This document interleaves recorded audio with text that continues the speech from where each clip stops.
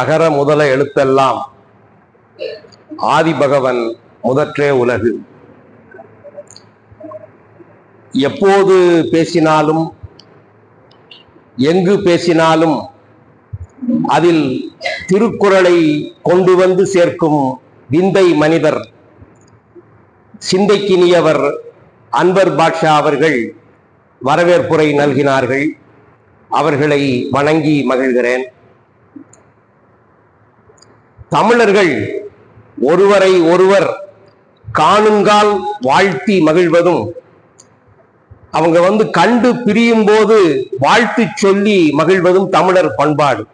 அப்படி எப்போது பார்த்தாலும் திருக்குறளை ஆரம்பித்து திருக்குறளையே அந்த உரையாடலில் முடிக்கக்கூடிய திறம் பெற்ற நமது திருக்குறள் பரப்புரை செம்மல் பழனிசாமி ஐயா அவர்கள் தலைமையேற்றிருக்கிறார்கள். அவர்களை வணங்கி மகிழ்கிறேன். அப்புறம் இன்னைக்குதான் நான்சி கோமகன் அவர்களுடைய உரையை கேட்டேன். அவர்கள் இயல் இசை நாடகம் என்ற முத்தமிழையும் நமக்கு காட்டிவிட்டு சென்றிருக்கிறார்கள். அவர்களையும் வாழ்த்தி மகிழ்கிறேன். பல்வேறு இன்னல்களுக்கு இடையிலும் திருக்குறளையே தனது வாழ்க்கை நோக்கமாக கொண்டு விளங்குகிற திருக்குறள் கணேசன் அவர்களை வாழ்த்தி மகிழ்கிறேன். அப்புறம் இன்றைக்கு அறிக்கை படித்தலையே ஒரு சிறப்புரையாக நிகழ்த்தி இருக்கிறார் நமது சிவத்திரு ஆக மாணிக்க வாசகம் அவர்கள். அவர்களையும் வணங்கி மகிழ்கிறேன். அப்புறம் இணைப்புரை நிகழ்த்தி கொண்டிருக்கிற ஆறுமுகனார் அவர்களையும், நன்றியுரை நல்கக்கூடிய செயல்திறம் வாய்ந்த ரமேஷ் ஐயா அவர்களையும் வணங்கி மகிழ்கிறேன். முத்தமிழ் துறையின் முறை நோக்குகிற உத்தம பெருமக்களாகிய சான்றோர் பெருமக்கள் அத்தனை பேரையும் வணங்கி மகிழ்கிறேன். குழந்தை செல்வங்களை எல்லாம் வாழ்த்தி மகிழ்கிறேன். இன்றைக்கு முத்துலிங்கத்தினுடைய விருதளிப்பு விழா கோவை பூசாக்கோ தொழில்நுட்ப கல்லூரியில நிகழ இருக்கிறது. அது சம்பந்தமாக தொடர்ந்து நான் முத்துலிங்கத்தினுடைய கட்டுரைகளை வாசித்துக் கொண்டிருந்தேன். அதுல முத்துலிங்கம் அவர்கள் ஒரு கட்டுரையில குறிப்பிடுகிறார், நான் பல்வேறு நாடுகளில் பல்வேறு வேலைகளில் வசித்திருக்கிறேன், பணிபுரிந்திருக்கிறேன். அப்படி நான் வாழ்ந்த நாடுகளில், பயணப்பட்ட நாடுகளில் எல்லாம் என்னை மிகவும் ஆச்சரியத்திற்கு உள்ளாக்கிய, வியப்புக்கு உள்ளாக்கிய ஒரு நாடு என்றால் அது சூடான் தான் என்று அவர் சொல்லியிருக்கிறார். மிகவும் வறுமையுற்ற தேசம், ஆங்கில ஆட்சி பல்லாண்டுகளாக நடந்த தேசம் சூடான் நாடு. ஆனால் அந்த நாட்டில் இருக்கக்கூடிய மக்கள் பேசுவதிலோ எழுதுவதிலோ மருந்துக்கு கூட ஆங்கிலத்தை கலக்க மாட்டார்கள், பிற மொழிகளையும் கலக்க மாட்டார்கள். தாய்மொழியிலேயே பேசுவார்கள், தாய்மொழியிலேயே எழுதுவார்கள் என்ற ஒரு கருத்தை முத்துலிங்கம் அவர்கள் பதிவு செய்வார்கள். அது மட்டுமல்ல, சூடான் மக்களுக்கு இருக்கக்கூடிய மிகச்சிறந்த குணமாக நான் பார்ப்பது விருந்தோம்பல். எல்லோரையும் உள் அன்போடு வரவேற்று விருந்து பரிமாறுவார்கள் என்ற கருத்தையும் அவர் பதிவு செய்திருக்கிறார். இந்த கருத்துக்களை எல்லாம் தமிழர்களாகிய நாம் தொலைத்து விட்டோமே என்கிற ஒரு பெரிய துன்ப சூழல் எனக்கு உண்டு. அப்புறம் வின்சுலோ என்கிற ஒரு அறிஞர் 200 ஆண்டுகளுக்கு முன்பாக தமிழ் ஆங்கில அகராதியை உருவாக்கியவர். ஆங்கில தமிழ் அகராதி அல்ல, தமிழ் ஆங்கில அகராதியை வின்சுலோ 200 ஆண்டுகளுக்கு முன்னால உருவாக்கினார். அவர் அந்த வின்சுலோ தமிழ் ஆங்கில அகராதியினுடைய முன்னுரையிலே ஒன்று குறிப்பிடுகிறார். என்ன குறிப்பிடுறார் அப்படின்னா, கவியாக உருவெடுக்கிற போது, தமிழை பார்க்கிற போது அது காட்டுகிற நுண்திறனும் நேர்த்தியும் உலகத்திலே பிற எந்த மொழிகளுக்கும் கிடையாது என்று வின்சுலோ கூறுகிறார். அவர் பல்வேறு மொழிகளை கற்ற பேரறிஞர். அவர் சொல்றாரு, தமிழ் அதனுடைய நுண்ணிய நயம் கிரேக்க மொழிக்கு கிடையாது, இத்தாலிய மொழிக்கு கிடையாது, ஜெர்மன் மொழிக்கு கிடையாது என்று வின்சுலோ கூறுகிறார். இதையெல்லாம் படிக்கிற போது, பார்க்கிற போது, நமக்கு தமிழை நினைக்கிற போது ஆச்சரியமாக இருக்கிறது. இரண்டாம் உலகப் போருக்கு பின்னர் முன்னேறி கொண்டிருக்கிற நாடுகள் எல்லாம் தாய்மொழியையே போற்றி வழிபட்டது. அமெரிக்காவினுடைய அணுகுண்டு வெடிப்புக்கு பெரும் பாதிப்புக்குள்ளாக்கிய ஜப்பான் இன்றைக்கு வரைக்கும் தாய்மொழியையே போற்றிக் கொண்டிருக்கிறது. பல்வேறு போராட்டங்களையும் புரட்சிகளையும் சந்தித்து பல்வேறு சாதனைகளை புரிந்திருக்கக்கூடிய ரஷ்யா இன்றைக்கும் தாய்மொழியையே போற்றி வந்திருக்கிறது. மக்கள் தொகை பெருக்கத்தால் தத்தளித்து போன சீனா இன்றைக்கும் தாய்மொழியை போற்றியே வாழ்க்கையில முன்னேறி சாதனைகள் பலவற்றை செய்து கொண்டிருக்கிறது. ஜெர்மனியும், ஐரோப்பா கண்டத்தில் உள்ள ஜெர்மனியும் சரி, இத்தாலியும் சரி, தாய்மொழி கல்வியை போற்றிக் கொண்டே இருக்கிறது. இதையெல்லாம் நினைக்கிற போது நாம் என்ன சாதித்து விட்டோம் தாய்மொழி மூலமாக என்கிற ஏக்கம் நமக்கு உருவாகிறது. அறிவியலிலும் சரி, தொழில்நுட்பத்திலும் சரி, எது ஒன்றை கற்றுக்கொண்டாலும் ஜெர்மனியிலேயும் இத்தாலியிலேயும் தாய்மொழி கல்வியை கற்றுக்கொள்ளாமல் அங்கு எதையும் நம்ம சாதிக்க முடியாது. அது போல ஒரு நிலையை உருவாக்க வேண்டும் என்பதுதான் உலக தமிழ் நெறி கழகத்தினுடைய நோக்கம். உலக தமிழ் நெறி கழகத்தினுடைய நோக்கம் என்ன? தமிழ்நாட்டில வாழக்கூடிய ஒவ்வொரு மனிதரும் தமிழை கற்றுக்கொள்ள வேண்டும். தமிழ்ல ஏதாவது இந்த நாட்டுல இந்த தமிழ்நாட்டில் ஏதாவது ஒரு தொழில்நுட்பத்தை கற்றுக்கொள்ள வேண்டும், அறிவியல் சிந்தனைகளை எல்லாம் கற்றுக்கொள்ள வேண்டும் என்றால் தமிழ் மொழியை எல்லோரும் படிக்க வேண்டும் என்பதுதான் உலக தமிழ் நெறி கழகத்தினுடைய நோக்கம். அதாவது தனக்காக வாழ்வது சாவுக்கு ஒப்பாகும், தமிழுக்கு வாழ்வதே வாழ்வதாகும் என்கிற நெறி கொண்டவர் நமது உலக தமிழ் நெறி கழகத்தினுடைய செயலாளர் சிவலிங்கனார் அவர்கள். அவரை நான் வணங்கி மகிழ்கிறேன். அதாவது தேவநேய பாவாணர் அவர்கள் ஒன்று சொன்னார்கள், தமிழை காப்பதற்கும் தமிழை பேசுவதற்கும் தமிழை இன்னொரு மனதிற்கு கொண்டு செல்வதற்கும் அருத்திறங்கள் தேவை என்று சொன்னார்கள். தேவநேய பாவாணர் சொல்லிய அந்த அருத்திறங்கள் என்ன அப்படின்னா, நுண்மதி, ஆங்கில புலமை, ஆய்வு திறன், நடுவு நிலை நிற்றல், அஞ்சாமை, தன்னலமின்மை, இந்த 6 குணங்களும் இருந்தால்தான் தமிழினுடைய உண்மை தன்மையை பிறருக்கு எடுத்து குறைக்க முடியும் என்று தேவநேய பாவாணர் அவர்கள் சொன்னார்கள். அந்த அருத்திறத்தையும் கொண்டாடி கொண்டாடி போற்றி போற்றி மகிழ்கிறவராக நான் கண்ட ஒரே மனிதர் சிவலிங்கனார் தான். எனக்கே ஆச்சரியமா இருக்கும்.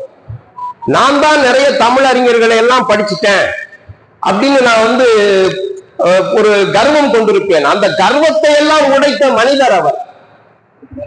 நான் ஒரு தமிழ் அறிஞரை பத்தி சொன்னா அவர் உரையாடலில் அவருடைய குணங்கள், அவருடைய செயல்பாடுகள், அவர் செய்த சாதனைகள் எல்லாவற்றையுமே சொல்லி விடுவார்.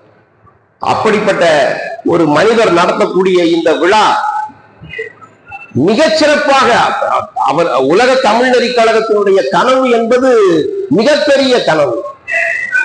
நான் ஒரு உண்மையைத்தான் இங்க பேசுறேன். அப்படிப்பட்ட உணர்வாளர்களாக தமிழ் உணர்வாளர்கள் பெருக வேண்டும் என்பதுதான் உலக தமிழ் நெறி கழகத்தினுடைய நோக்கமாகும்.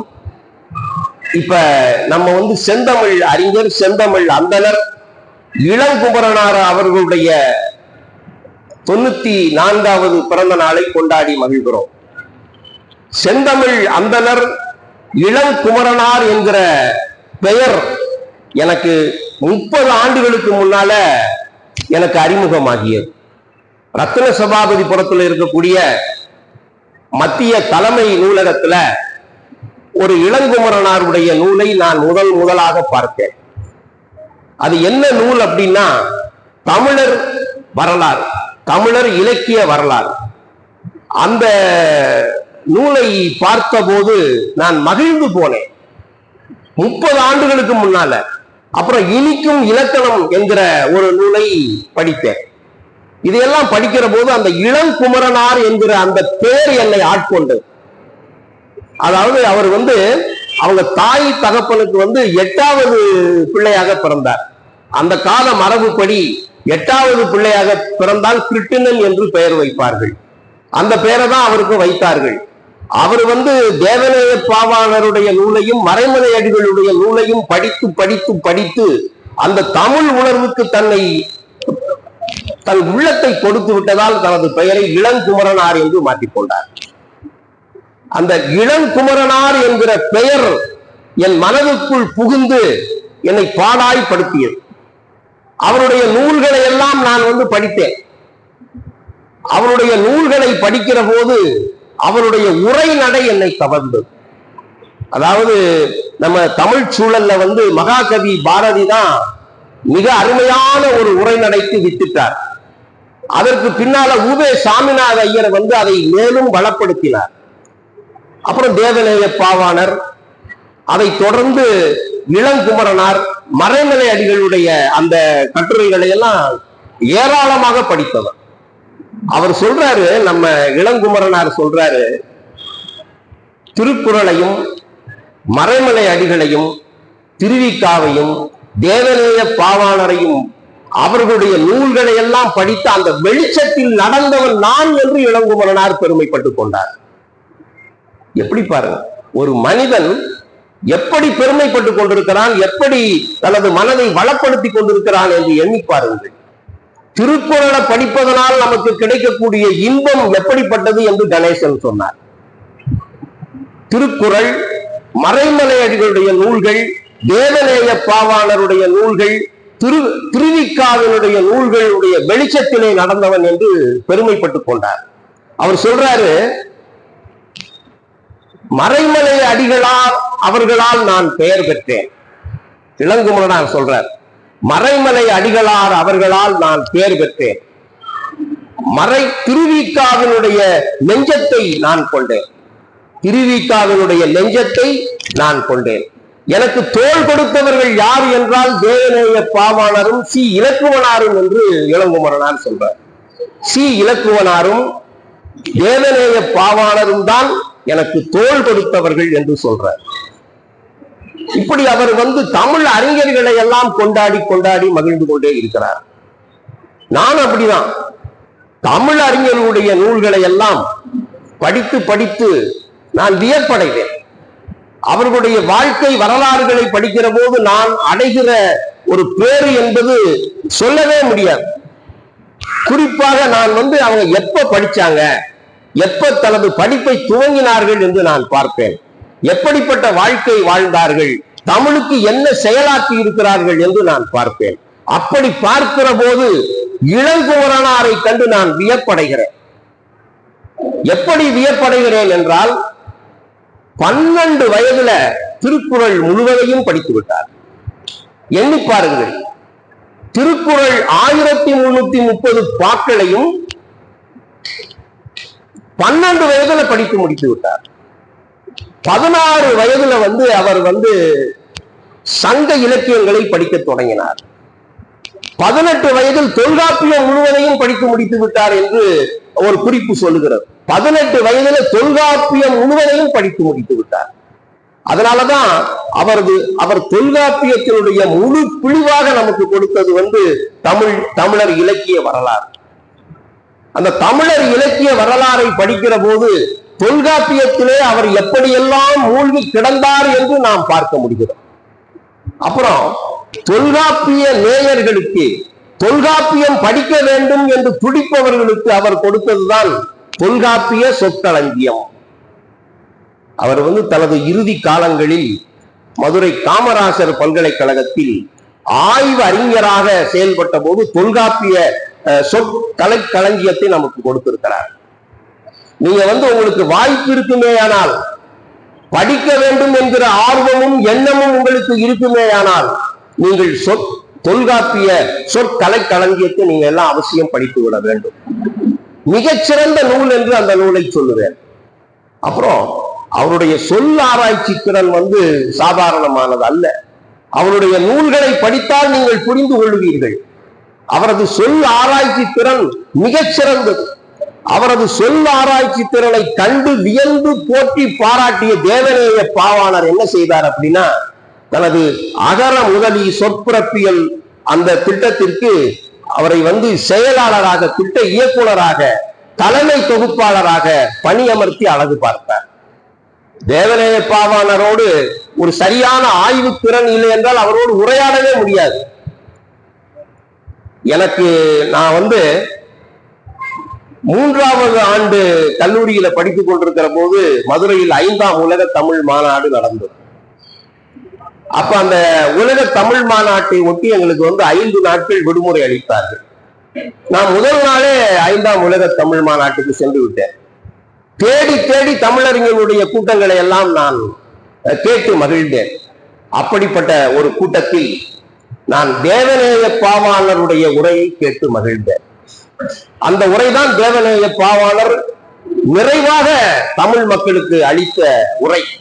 அந்த உரையை நான் கேட்ட பேறு பெற்றவனாவேன். அவர் உட்கார்ந்து இருந்தார். ஒரு சிறு அரங்கம் தான். நாட்டியத்துக்கு பெரிய கூட்டம், பெரிய பெரிய கருத்தாளர்களுடைய உரைகளுக்கெல்லாம் பெரிய கூட்டம் போனது.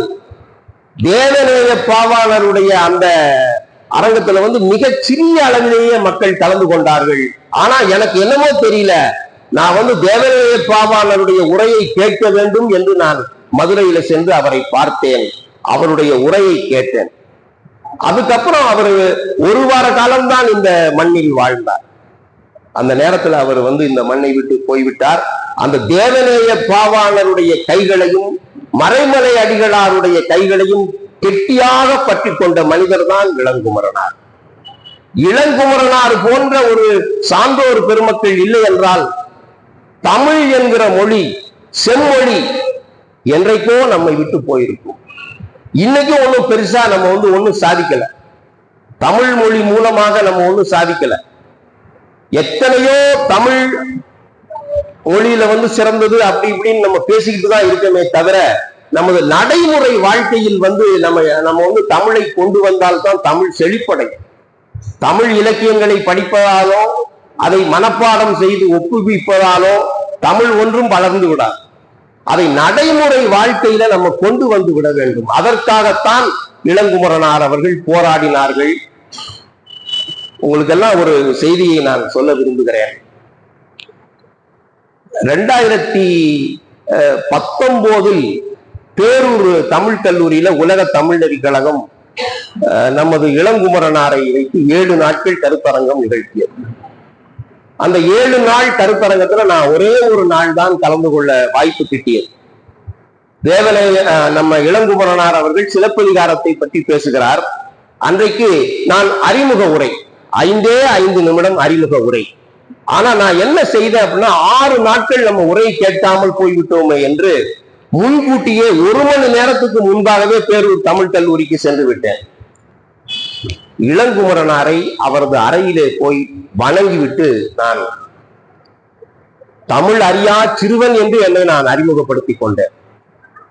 அவரை பற்றி நான் படித்தது, கேள்விப்பட்டது எல்லாம் மிக மிக மிக உயரத்தில் அவர் இருக்கிறார். இமயமலையினுடைய உச்சியிலே அவர் இருக்கிறார். நான் சிறு கல்லாக இருக்கிறேன், வெறும் கூழாங்கல்லாக இருக்கிறேன். தமிழ் அறியா சிறுவன், தமிழ் முறையாக தமிழ் படித்தவன் நான் அல்லன் என்று அவரை அறிமுகப்படுத்தி கொண்டேன். நின்றுகிட்டே இருந்தேன். ஐயா உட்காருங்க அப்படின்னாங்க. ஐயா கிட்ட நீண்ட மொழி குறித்து நீண்ட நேரம் பேசிட்டு இருந்தேன். மொழி என்பது நமது சமூகத்தோடும் நமது உடல் உயிரோடும் கலந்தது என்று நம்புகிறவன் நான். தாய்மொழிதான் பண்பாட்டை உருவாக்கக்கூடிய மிகச்சிறந்த கருவியாக இருப்பது தாய்மொழிதான். தாய்மொழியில பண்பாடு கிடையாது. தாய்மொழி போயிருச்சுன்னா பண்பாடு போயிருச்சு. பண்பாடுதான் பண்பாட்டை உருவாக்கக்கூடிய மிகப்பெரிய ஒரு கருவி என்னன்னா தாய்மொழி தான். அதனாலதான் தாய்மொழியை நம்ம இழந்து விடக்கூடாது. மொழியை இழந்து விட்டால் நாம் முகவரியை இழந்து விடுவோம், எல்லாத்தையும் இழந்து விடுவோம். நமது மண்ணை இழந்து விடுவோம், எல்லா விதமான ஒழுக்க நெறிகளையும் நாம் இழந்து விடுவோம். இதெல்லாம் ஐயா கிட்ட நான் பேசிட்டு இருந்தேன். அப்ப ஐயாவிடம் ஐயா நான் உங்க புத்தகங்கள் எல்லாம் படித்திருக்கிறேன் அப்படின்னு சொன்னேன். அப்புறம் எப்போதுமே எனக்கு விமர்சன பார்வை உண்டு. யாரா இருந்தாலும் என்ன பிடிச்சுது என்ன பிடிக்கல அப்படின்னு ஒரு விமர்சனத்தை வைப்பேன். ஐயா அவர்களுடைய எழுத்துக்களில நான் மிகுந்த பற்று கொண்டிருந்தேன். அவரோட நம்ம வந்து சந்திப்போம், அவரோட பேசுவோம், அப்படின்னா எண்ணி பார்த்து எதையும் படிக்கல. நூலகத்துக்கு போவோம், நமக்கு பிடித்ததை எடுப்போம், படிப்போம்.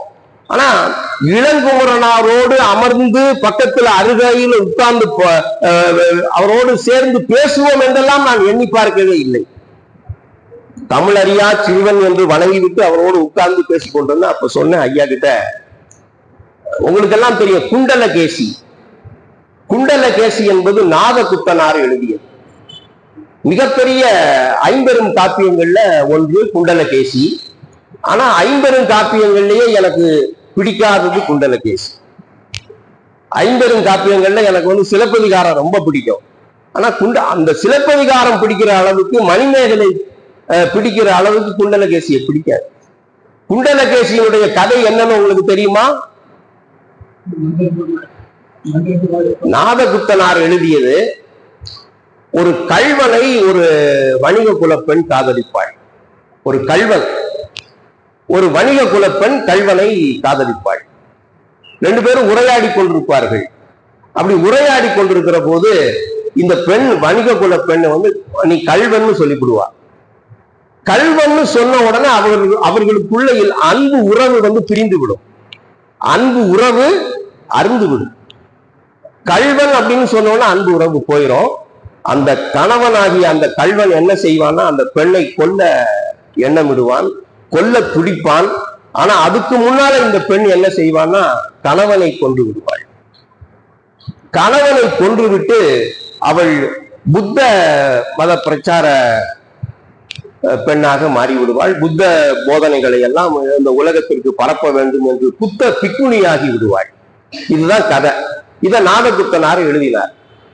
மிகச் சிறப்பான பாடல்கள் அமைந்தது. அத வந்து அந்த கதை போக்கு எனக்கு அது உடன்பாடு இல்லை.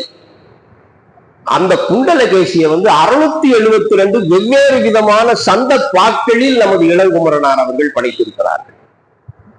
எத்தனை பாட்டு? 672 பாட்டு. பல்வேறு சந்தம், மிகச்சிறந்த சந்தம், சாதாரணமானது அல்ல. பாரதிதாசனை போற்றி மகிழ்ந்தவர்.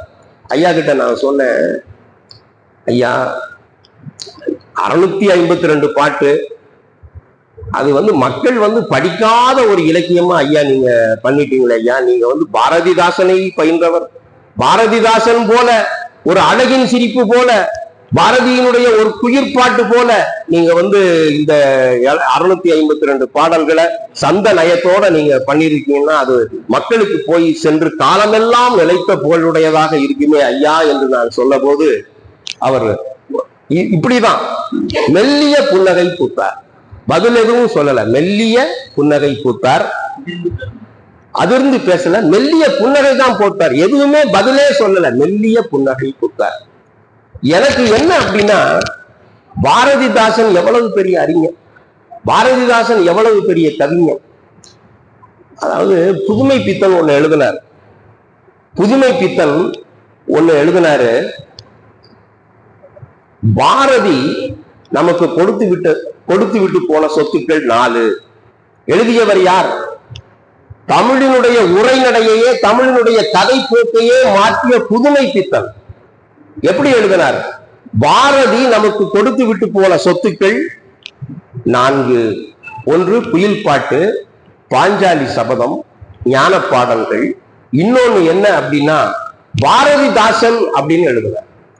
பாரதி வைத்து விட்டு போன சொத்து பாரதிதாசன். அப்படிப்பட்ட பாரதிதாசன் நமக்கு கொடுத்தது அழகின் சிரிப்பு, குடும்ப விளக்கு. குடும்ப விளக்குக்கு நிகரான ஒரு இலக்கியம் கிடையாதுங்க. அழகின் சிரிப்பை வந்து ஆங்கிலத்தில மொழிபெயர்த்திருந்தால் நோபல் பரிசு கொடுத்திருக்கலாம் என்று இன்றைக்கு அறிஞர் உலகம் எல்லாம் போற்றி போற்றி கொண்டாடுகிறது. அப்படி ஐயா அவர்கள் நீங்க பாரதிதாசனை போல ஒரு செய்யுளை அமைத்திருக்கலாமே என்று நான் மிகுந்த பணிவோடு அவரை கேட்டுக்கொண்ட போது அவர் புன்னகை கொடுத்தார். அவர் மிகப்பெரிய சாதனைகளை செய்திருக்கிறார். இழந்து போன இலக்கணங்களை எல்லாம் நமக்கு மீட்டு கொடுத்திருக்கிறார். காக்கை பாடினியம் என்கிற ஒரு இலக்கண நூல் உண்டு. அது செய்யுள் இலக்கணம், காக்கை பாடினியம். அது நமக்கு கிடைக்காமல் போய்விட்டது. காக்கை பாடினியம் நமக்கு கிடையாது. இது மாதிரி நம்ம இழந்த இலக்கியங்கள் ஏராளம். களவியர் காரிகைன்னு ஒரு ஒரு இலக்கண நூல், அதுவும் போயிருச்சு. இதெல்லாம் மீட்டு கொடுத்த பெருமகனார் தான் இளங்குமரனார். இதெல்லாம் நமக்கு மீட்டு கொடுத்தார். மீட்டு கொடுத்து நாம் என்ன செய்தோம் என்றுதான் நான் உங்களை கேள்வி கேட்கிறேன். மீட்டு கொடுத்தாங்கல்ல, நம்ம என்ன எதை பயன்படுத்துகிறோம்? தாய்மொழியில அம்மா என்று கூட நமது பிள்ளைகள் அழைப்பதில்லையே. தாய்மொழியில அம்மா என்று அழைக்காத தாய்மொழியை வைத்துக் கொண்டு நாம் செம்மொழி என்று போட்டி புகழ்ந்து கொண்டிருக்கிறோம். எல்லா குழந்தைகளும் அம்மா என்று கூப்பிட வேண்டும். உலக தமிழ்நெறி கழகம் இளங்குமரனாருடைய இந்த விழாவின் மூலமாக வைக்கக்கூடிய தாழ்மையான விண்ணப்பம் என்ன அப்படின்னா, எல்லா குழந்தைகளும் தாய்மொழியாகிய நம்முடைய தாய்மொழியில அம்மா என்கிற அந்த வார்த்தைய சொல்லணும். நல்லா நினைவு வச்சுக்கோங்க. பக்கத்து வீட்டு குழந்தைங்களும் வந்து பிற மொழிகள்ல வந்து சொன்னாலும் நீங்க என்ன சொல்லி கொடுக்கணும்? எதிர்த்த வீட்டு குழந்தைங்க வந்து வேற மொழியில சொன்னாலும் நீங்க சொல்லிக் கொடுக்க வேண்டிய, இங்க வந்து சென்று வந்து இந்த உரையை கேட்டுக்கொண்டிருக்கக்கூடிய நீங்க எல்லாம் செய்ய வேண்டிய ஒரு மகத்தான செயல் என்ன அப்படின்னா, இதுதான் பயன். நம்ம வந்து தமிழை வளர்க்கிறோம், தமிழ் பண்பாட்டை வளர்க்கிறோம், தமிழ் வளர்ச்சியை வளர்க்கிறோம் அப்படின்னு சொல்லிட்டு செய்வதையே செய்து கொண்டு இருந்தால் ஒரு தனித்துவமாக தமிழ் வந்து ஒருபோதும் வளராது. நம்ம எல்லாரும் செய்வதையே நம்மளும் செய்து கொண்டே இருந்தோம் என்றால் தனித்துவமாக ஒருபோதும் தமிழ் மொழி வளராது. நம்ம செய்ய வேண்டியது என்ன அப்படின்னா, செயல் மூலமாக நம்ம செய்து காட்டணும். அதைத்தான் வெறும் எழுத்தாளராக மட்டும் இளங்குமரனார் வாழ்ந்து விடவில்லை. தமிழ் காப்பு மையம் என்று இலக்குவனார் தொடங்கி வைத்த அந்த கழகத்தினுடைய பொதுச் செயலாளராக இருந்தார். நம்ம தாய்மொழி தமிழ் மொழிதான் பயிற்று மொழியாக இருக்க வேண்டும் என்று 1990 வள்ளுவர் கோட்டத்தில் 102 தமிழ் அறிஞர்கள் உயிர் துறப்பு போராட்டத்தை மேற்கொண்டார்கள்.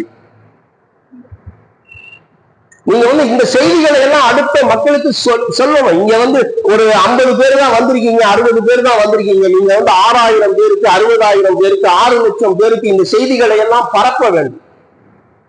இளங்குமரனார் என்கிற ஒரு மனிதர் வெறும் எழுத்தாளர் மட்டுமல்ல, இதழாளர் மட்டுமல்ல, இதழாசிரியர் மட்டுமல்ல, கட்டுரையாசிரியர் மட்டுமல்ல, உரையாசிரியர் மட்டுமல்ல, தொகுப்பாசிரியர் மட்டுமல்ல, பாவலர் மட்டுமல்ல, ஒரு தமிழ் கள போராளியாக பங்கெடுத்துக் கொண்டார். அன்பு பெருமக்களே, நம்ம வந்து செயல் மூலமாக செய்து காட்ட வேண்டும். தாய்மொழிதான் பயிற்று மொழியாக இருக்க வேண்டும் என்று 1990 வள்ளுவர் கோட்டத்தில் 102 தமிழ் அறிஞர்கள் உயிர் துறப்பு போராட்டத்தை மேற்கொண்டார்கள். இதெல்லாம் எண்ணி பார்க்கணும். நம்ம நாட்டுல நம்ம மொழிய நல்லா எண்ணி பாருங்க. நம்ம நாட்டுல நம்முடைய மொழிய பயிற்று மொழியாக வைப்பதற்கு நம்ம வந்து போராட வேண்டி இருக்கிறது. எண்ணி பாருங்க. 1000 மொழிகளை தமிழ் இலக்கணத்தை செம்மையாக காளியப்ப இருக்காரு, தொல்காப்பிய அறிஞர். தொல்காப்பிய அறிஞர் நீங்க இதெல்லாம் சொல்லணும். தொல்காப்பியத்தை இலக்கணத்தை கற்றுக்கொண்டால் 1000 மொழிகளை கூட நம்ம வந்து விரைவாக, நுணுக்கமாக, நேர்த்தியாக கற்றுக்கொள்ள வேண்டும் என்று பன்மொழி புலவர் அப்பாத்துரையார் சொன்னார். இதெல்லாம் வரலாறு. அவங்கள எத்தனை மொழி தெரிஞ்சவங்க. இன்னைக்கு நம்ம ஏதோ தப்பு திட்டி ஆங்கிலத்தை பேசிக்கிட்டு நம்ம வந்து தலையில் நின்று கொண்டிருக்கிறோம். அப்பாத்துரையார்னா சாதாரணமான மனிதரா? பன்மொழி புலவர். 18 மொழி தெரியும் அவருக்கு.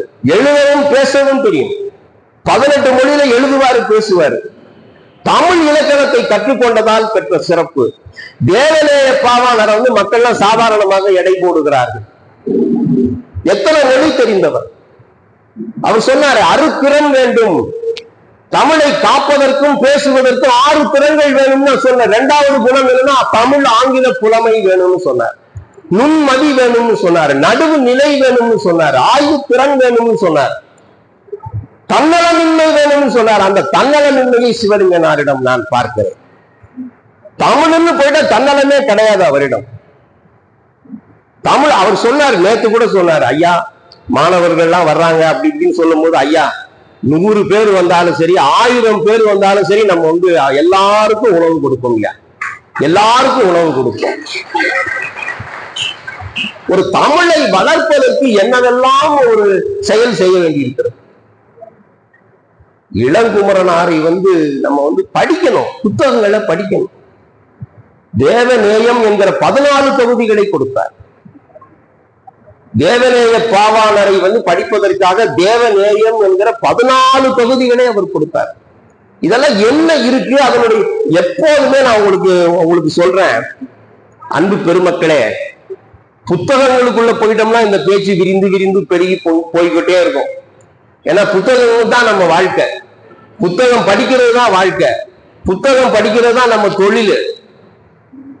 அந்த நம்ம இளங்குமரனாருடைய முன்னுரைகள் 1000 விஷயங்களை சொல்லும்.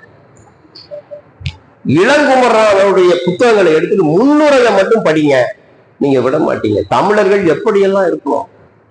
திருக்குறளுக்கு உரை திருக்குறளே என்று எழுதியவர் இளங்குமரனார்.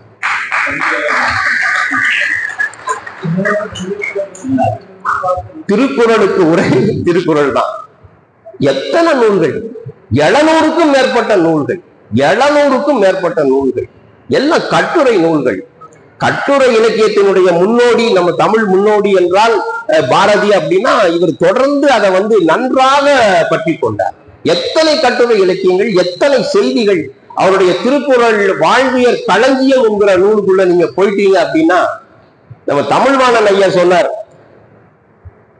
நம்ம தமிழ்வாணன் ஐயா, வஉசி ஐயாவுடைய பேரன் தமிழ்வாணன் ஐயா சொன்னாரு, கொரோனா காலகட்டத்துல சொன்னாரு, ஐயா எத்தனை கொரோனா வந்தாலும் எனக்கு கவலை இல்லையா. அவர் சொன்னது, எத்தனை கொரோனா வந்தாலும் எனக்கு கவலை இல்லை, இளங்குமரனாருடைய திருக்குறள் வாழ்வியல் களஞ்சியத்தை நான் படிச்சுக்கிட்டே இருக்கேன் ஐயான்னு சொன்னார். நீங்க எல்லா நூலையும் ஒரே ஒரு நூல், ஒரு திருக்குறள் வாழ்வியல் களஞ்சியம், ஒரு நூலை இளங்குமரனாருடைய நூலை படித்தால் நம்ம பண்புடையவர்களாக அறம் கொண்ட மனிதர்களாக நம்ம வாழ்வோம். அதுல ஒரு வரி சொல்றாரு, தமிழ் அறம் என்பது உயர்ந்த தளத்தில் நிற்கிறது. தமிழ் அறம்னா என்ன அப்படின்னா, மக்கள் அனைவரும் சரிக்கு சமமாக வாழ்வது, இன்ப துன்பங்களை எல்லாம் பகிர்ந்து கொள்வது, ஆணும் பெண்ணும் சமம் என்பதுதான் தமிழ அறம் என்பது ஒரு அறத்துப்பாலுக்கு பொருள் கூறுகிற போது இளங்குமரனார் சொல்றார். எல்லாத்தையும் படிக்க வேண்டியது இல்லை. அந்த காக்கை பாடினியம் அப்படிங்கிற அந்த இலக்கண நூலை கொடுத்தாரு பாருங்க. எத்தனை நூல்கள்ல அதை முதல்ல கொடுத்தவர் யாருன்னா சீனி விஸ்வநாதன் தான். சீனி விஸ்வநாதன் தான் அந்த காக்கை பாடினியத்துக்கு உண்டான நூல்களை எல்லாம், நூற்பாக்களை எல்லாம் தொகுத்தவர். தனது இலக்கண அறிவால் அதை விரிவுபடுத்தியவர் இளங்குமரனார். எத்தனை நூல்கள், அதாவது தொல்காப்பிய உரை நூல், நன்னூறு மயிலைநாதருடைய உரை, அப்புறம் இறையனார் களவியல் உரை, இத்தனை நூல்களையும் ஆதாரமாக கொண்டுதான் காக்கை பாடினியத்தை அவர் நமக்கு கொடுத்தார். எல்லாத்த காட்டிலும் நான் மிக முக்கியமாக குறிப்பிட வேண்டிய விஷயம் என்ன அப்படின்னா, தமிழ எல்லாமுடைய வாழ்வியல் நிகழ்வுகளாக கொள்ள வேண்டும் என்று திருக்குறள் தவச்சாலையை துவக்கி திருமணம், குடமுழுக்கு, மற்ற வாழ்வியல் சடங்குகளை எல்லாம் தமிழிலேயே இயற்ற வேண்டும் என்று 100க்கும் மேற்பட்ட பயிற்சியாளர்களை உருவாக்கினார். 100க்கும் மேற்பட்ட பயிற்சியாளர்களை உருவாக்கியதோடு மட்டுமல்லாமல் திருமணங்களை எல்லாம் தமிழ் திருமணமாக நடத்தினார். 21 வயதில் தொடங்கினார். 70 ஆண்டுகள் அந்த தமிழ் திருமணங்களை தமிழ்நாடு முழுவதும் நடத்தி காட்டினார். 4000 திருமணங்களை, 4000 திருமணங்களுக்கும் மேலாக தமிழ் திருமணங்களை நடத்தி காட்டிய தகமையாளர் நமது இளங்குமரனார் அவர்கள். அப்புறம் சுவடி கலைன்னு ஒரு புத்தகங்க, சுவடி கலை, சுவடி பதிப்பு வரலாறு. நமது நூல்கள் எல்லாம் எப்படி இருந்தது, ஏட்டு சுவடிகள்ல இருந்தது. அதையெல்லாம் நம்ம தாழ்ல கொண்டு வந்தோம். அதுக்கு சீவை தாமோதரம் பிள்ளையும் ஊவே சாமிநாதரும் நமக்கு வழிகாட்டினார்கள். சீவை தாமோதரனாரும் ஊவே சாமிநாதரும் தேடி தேடி சுவடிகளை எல்லாம் தேடி தேடி எடுத்து அதையெல்லாம் புத்தகமாக்கி கொடுத்தார்கள். அத அவங்க இல்லைன்னா ஒண்ணுமே இல்லைங்க. சீவை தாமோதரனாரும் ஊவே சாமிநாதரும் இல்லைன்னா பேசுறதுக்கு ஒண்ணுமே இல்லை. எல்லாத்தையும் அழிச்சு கட்டியிருப்போம் நம்ம. அவங்கதான் இதை மீட்டு கொடுத்தாங்க. அந்த பாதையில தேவநேய பாவாணர் தடம் போட்டார், மறைமலை அடிகளார் தடம் போட்டார். அந்த மறைமலை அடிகளாரையும் தேவநேய பாவாணரையும் தனது, அதாவது 2 பேரும் சேர்ந்தா எப்படி இருப்பாங்களோ அவர் தான் இளங்குமரனார் என்று சொல்லுவார்கள். தேவநேய பாவாணரும் மறைமலை அடிகளாரும் ஒன்று சேர்ந்தால் எப்படி இருப்பார்களோ அவர்தான் இளங்குமரனார். இதெல்லாம் நம்ம மனதில் கருத்தில் கொள்ள வேண்டும். குறளையும் தொல்காப்பியத்தையும் படித்து படித்து இளங்குமரனார் நமக்கு தந்த நூல்கள் ஏராளம், மிகுதி. அவருடைய நூல்கள்லயே எது அதிகம் அப்படின்னா தொல்காப்பியமும் இதுவும் தான். அப்புறம் பாரதிதாசன் மதுரை காமராசர் பல்கலைக்கழகம் மட்டுமல்ல, பாரதிதாசன் பல்கலைக்கழகமும் இளங்குமரனாரை போட்டி பாராட்டியது. அந்த பாரதிதாசன் பல்கலைக்கழகம் மூலமாகத்தான் அவர் தமிழர் ஒழுகு என்கிற அரிய புத்தகத்தை கொடுத்தார். தமிழ் பண்பாட்டினுடைய வரலாற்றை, தமிழ் பண்பாட்டை, தமிழ் செழுமையை அந்த தமிழர் ஒழுகு என்கிற நூல் கொடுத்தது. அந்த நூலை நமக்கு கொடுத்தவர் யாருன்னா விருதை சிவஞான யோகி அவர்கள். விருதை சிவஞான யோகியினுடைய அந்த பழைய நூலைத்தான் இளங்குமரனார் அவர்கள் பாரதிதாசன் பல்கலைக்கழகம் மூலமாக நமக்கு பதிப்பித்து கொடுத்தார்.